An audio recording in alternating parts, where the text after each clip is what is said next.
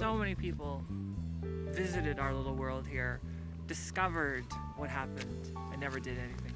That's the truth. That is the truth. Could have said something to ease the pain. Just a few words would have made a happy home again. We were dangling, about to fall.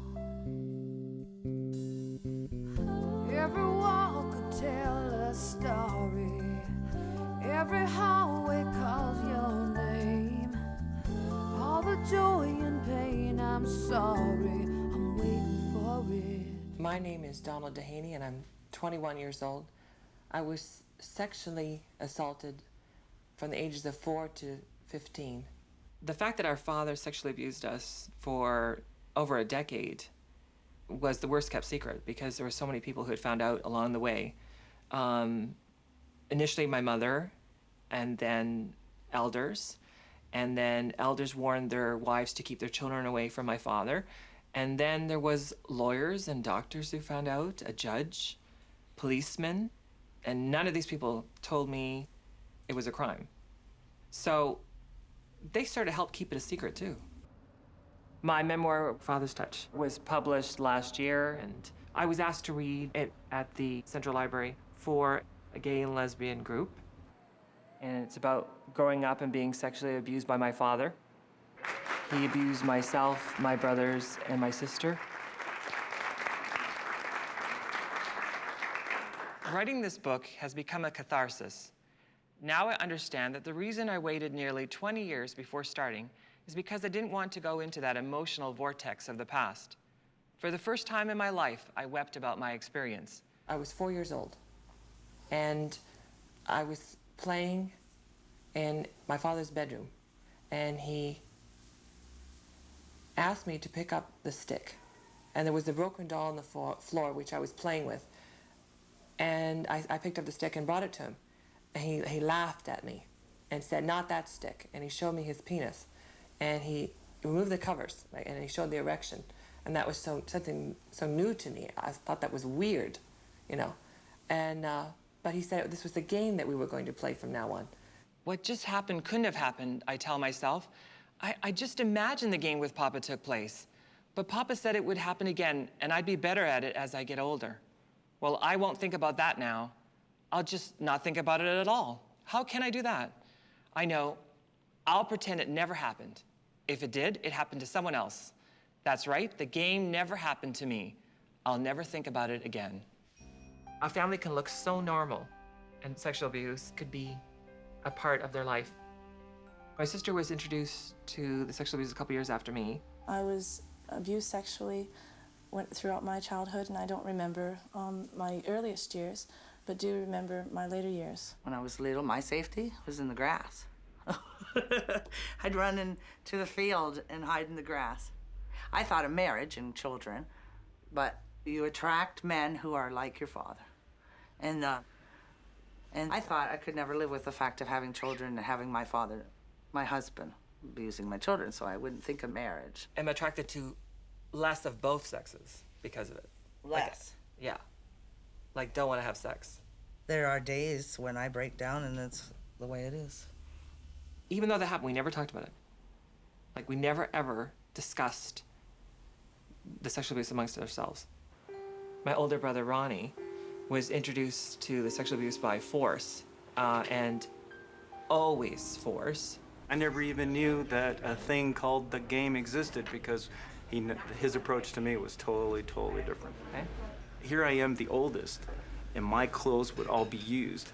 I'd never get a ball, I'd never get a glove, I'd never get anything. I mean, he'd never buy anything for me. I'd find out through your book that he's buying you and Marina the gifts and things, all to play the game. When he says, "I'll get you something if you'll play the game with me," it was something he was going to get anyway. But didn't you Like, he tell didn't me get that toys he or- took you to the movies and bought you ice cream and stuff like that? Like, wasn't that in he the took book? me to a porn festival. I don't I think remember that was... No, I remember that. Yeah, in like the there book. was no The Bible movie or Swiss Family Robinson. Oh, yeah. Got a big catch, you know, when I had him, because he was handsome. Oh yeah, everybody thought he was good looking. I was not gonna marry one that wasn't good looking. I wanted to be happy in marriage, you know.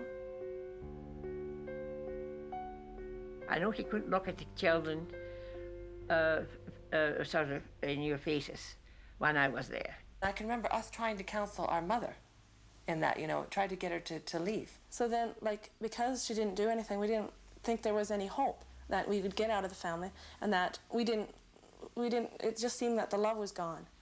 We resigned ourselves to the fact that he owned us and there was no way out. The game continues, often daily. We play in the barn, in the car, in washrooms, in the shed, in the fields, and in our bedrooms. Anywhere and everywhere. Mama never catches us. One Donald despises Papa with a passion, while the other Donald participates in the game. My brother Ronnie and I are going to go to Elmer, to the last house that we lived with a molesting father, Daniel. It's the first time we're going to Elmer since '78, at the same time. It's important that Ronnie and I go on this journey together because Ronnie's the one that I feel most uncomfortable with. He had some of the strong characteristics that Daniel had. Even though he tried to fight against it, he had them. And I hated Ronnie. Well, there were periods of years where we never talked to each other. We were just so caught up in our own, you know, recovery and surviving, figuring out a way how to survive, that we just couldn't be there for each other. And it was better that we didn't see each other because we reminded each other of the abuse. The closer and closer I get, the more and more I'm detached. Mosley, yeah. The more and more I'm detached from the experience. And I can tell my anxiety's building because I haven't looked at the speedometer once since we got off the 73.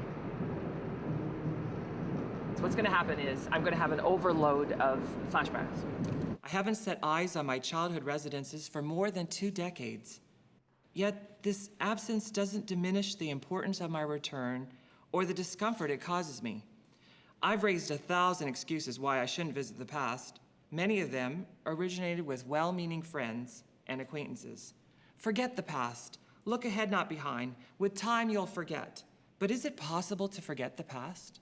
You'll be okay. Yeah, I'll be okay.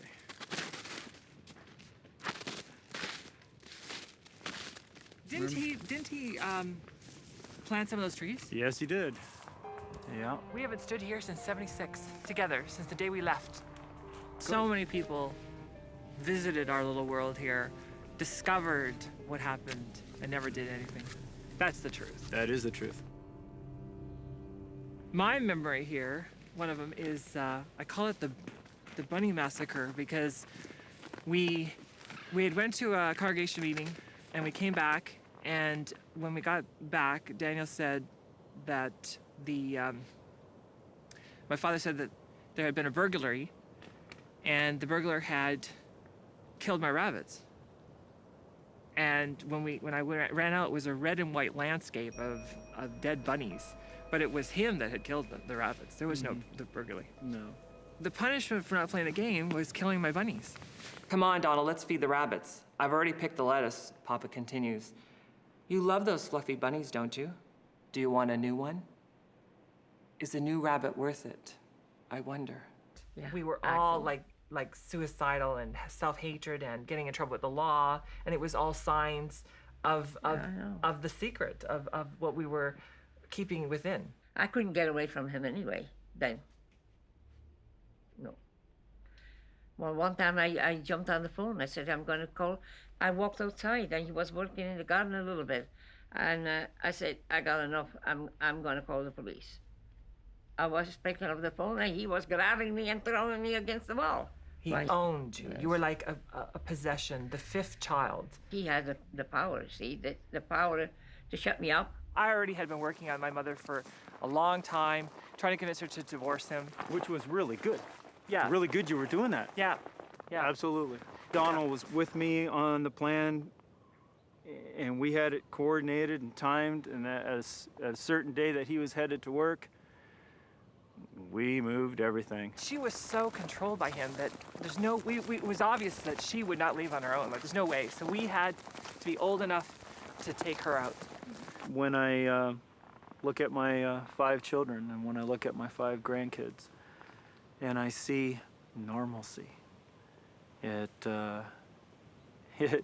just warms my heart, and lets me know that he did not defeat us.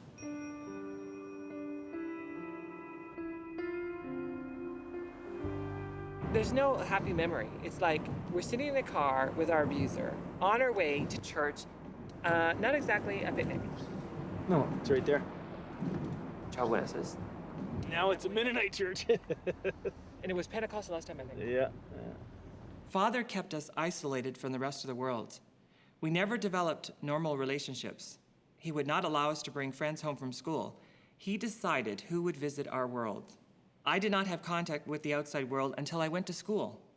Anyone who wasn't a Jehovah's Witness was bad association. We'd watch television, and my parents would tell us, those people are worldly and non-Christian. We were normal, and they were not. Oh, it's so tiny, Ronnie. It's so freaky walking here. Because I've only been here once since '81.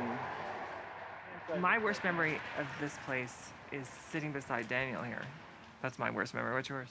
When we knew that we had to go to the elders because we were brought up to believe that they were the ones that we could turn to for help, and we actually set up a meeting and we pour out our hearts, and we were actually told that we had to return back to the house on the hill and be obedient. Not until I read Ann Lander's letter, in which when I was 17, a woman wrote in and said that she was being sexually abused. What should I do? And Ann Lander said, it's a crime, report it. That's the first time I knew it was a crime, even though 30 people knew by that time. And then when I finally do, and there's a trial, when I'm 20, I felt worse. My father was sentenced to 2 years less a day in reformatory. But considering years and years of abuse, when you put that in perspective, 2 years is nothing. I wish that I never met him sometimes, you know, or I wish that I should have married somebody else. Do you remember that even when you made up your mind, we convinced you to leave, yet even after we left and you knew everything that happened, you still cried for him? Yeah, but the crying was more like, I'm leaving, we don't know where we were going. As we traveled down the country road, the house on the hill recedes in my memory, and with it, I pray, any trace of my father. But one quick last glance in the mirror couldn't hurt, could it? You didn't even go to this high school long that we're going to now. No. Like months. Months, yes, And then you because I quit. quit school in grade 9. I quit. Yeah. Yeah, because the world was coming to an end. Right. Well, that was. So you used to be still doing fine. Yeah, but that was a good excuse for you too to quit. I don't think you like school anyway. Actually, grade 7, 8, and 9. No, I didn't mind school. This wasn't you, Ronnie. Oh God, the world's ending. I have to quit school. No, it was like, yo, I get to quit school. Right? Really, that's the real thing, right? That's the real deal, isn't it? You were glad. 4 years of torture is what I went through here. Yeah. I was like the freak of the school. What happened was, I think that our mother was given clothes by senior citizens that probably in the 20s and 30s looked really good. Gold, purple, those kind of pants probably were normal. But when you are like a teenager going to East Elgin and Albert, like you kind of stand out. When your clothes shine from the street, like they glisten and they're so outdated. That's what kills me. Looking back, nobody asked. The students never asked questions. The teachers never asked questions. Yeah. But by the nobody asked questions. Why are you so weird? Why are you so different? What's going on? What's the matter? Yeah. Nobody. I was like a walking Sybil. I had different personalities. I had a church personality. I had a school personality. I had a home personality. None of them ever met. It was totally like deep compartmentalizing my whole life. So when I was at school, I never was aware of the abuse. It was like it never happened to me. So it was like a separate kind of hell. I never dreamed that a person could be happy. I just never dreamed that it was possible. I thought that we were destined, for whatever reason, by the cosmos, to be different, weird freaks, and never to know what love was and never to know what happiness was. Of course, all of that was a lie. My past is a blur to me. I've blocked out most of it. When I meet someone I went to school with, they always remember me. I rarely remember them. Although I have distanced myself from my childhood experiences, in this new millennium, my quest for inner peace continues. Me, myself, and I have found relative success. I'm well-liked, I'm outgoing, I get people to open up. You want me to let him in? Yeah, you guys come over there. Hello? Is it Chrissy in the game? Yeah? Yeah, keep pushing the 9. You're thinking. You look good, Mom. Hey, so I'm gonna let them in. Hello. Chrissy, Ronnie's daughter's coming over, talk about her upcoming wedding because my mother, being so sick, can't go to the wedding. So we're bringing the wedding shower to Mom. Oh, look at that. Pretty You know, I wore something like this in a show once. The religious and the psychological and the physical abuse and just total mind control. And no matter what life I have now, I'm free. Wants to see what those. You're funny. Butterfly is beautiful. Papa took that picture. Pretty good, huh? You've never been to my dad's property. No. If I could get out there more, I would be out there every weekend at least. That's where we wanted to go camping for our honeymoon, actually. It's that peaceful out there, and it's that beautiful out there. Years ago, my brother invested in a property of land, and he has taken beautiful pictures of his property. So I visualized the wonder, and he's asked me for years to go. Let's go fishing, let's go, spend a day on the property, and I just don't want to. I don't want to, and it's not because I don't want to. I have specific reasons why I don't want to do it, and it's because it reminds me of the past. I mean, we would go on fishing trips together and be abused. We would go into the brush and be abused. I'm hoping that you're actually going to force yourself to see the peninsula and the Bass Pond and the project that I've spent 10 years of my life as a dream developing. That would be like hell for me. That would not be a fun trip for me. And I think the only reason it doesn't have that effect with me is that for every one time I was attacked in the bush, I hid from him 50 times in the bush so that I wouldn't get attacked. So I had a love-hate relationship with the bush, whereas for you, it was just hate, hate, hate. It's so tempting. I mean, it's gorgeous. And Ronnie and I are closer now. So I want to go. You know, I want to, well, let's put it this way. I want to go for him. I don't think I want to go for me. Hi, how are you? Hi, bro. Hi. How's it going? Good. How you doing?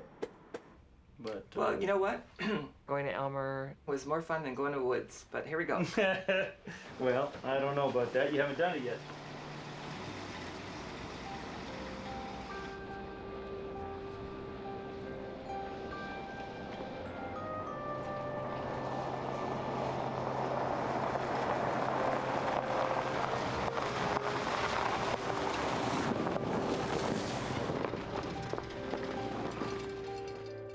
I think that I'd rather be in a desert than in this woods, but I mean, it's Ronnie's dream project, and I want to see it for him, eh? I want to see the project for him. So, I mean, a little discomfort is worth it. And that's the irony, right? Because I want you to see it for you. You know, you're driving a truck and taking me to this property, which reminds me of his truck. To me, this truck built the project, so I don't give a damn what Daniel Dehaney owned. I don't care that there was abuse within a truck. This truck created life. This truck created a wildlife project. Oh, I think it's progress that I would be willing to do this.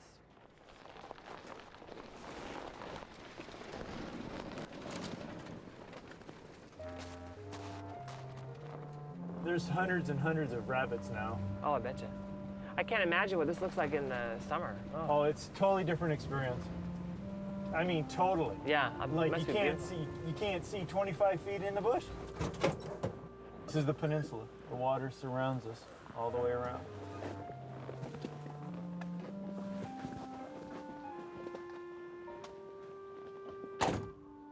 So it's not as bad as I thought it was going to be, because I was imagining complete woods. You can see depth. You can Yes. see into the That's true. I can see a way out. How long have you had this property? 10 years. 10 years. Yes. Hey, didn't you take a picture of that too? Yes, I have pictures of that too. There's a little baby rabbit right there. Where? The footprints, I mean. Oh, the footprints. I thought it was a Sorry, bud. Sorry. Ronnie seems so much more at peace. He's a kinder, gentler man now, and we're in the process of getting to know each other. But I do find it difficult. He reminds me of the abuse. My siblings remind me of the abuse. But I love my brother, and he's worth taking that journey. And I know that I could count on him for anything. I feel fortunate I have people in my life who care about me, love me, and support me. On good days, such love envelops me. Fortunately, the good days are many, the bad few. I've always felt different, sometimes even special. I think that's because I am.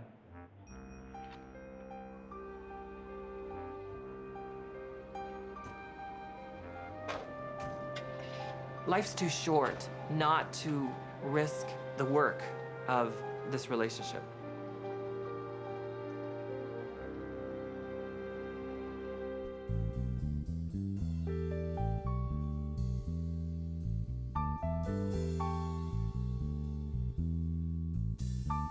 Could have said something